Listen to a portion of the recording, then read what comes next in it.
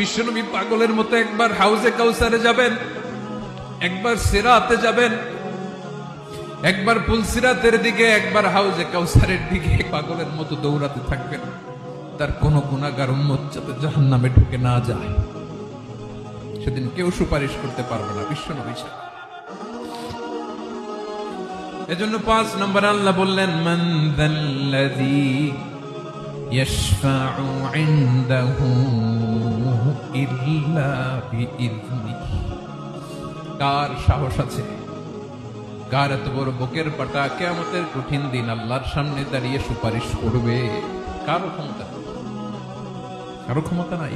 বিশ্বনবী সেদিন সিজদায় পড়ে উম্মতের জন্য কাঁদবেন, সবাই কাঁদবে, নফসি নফসি, আল্লাহ আমারে বাঁচাও, আল্লাহ আমারে বাঁচাও। বিশ্বনবী বলবেন, উম্মতি উম্মতি। বিশ্বনবী আমার জন্য কাঁদবেন, আপনার জন্য কাঁদবেন, আমাদের জন্য সেদিন কেঁদে কেঁদে জাহান্নামের দরজায় দাঁড়িয়ে আমাদেরকে টেনে টেনে জান্নাতে ঢুকাবেন।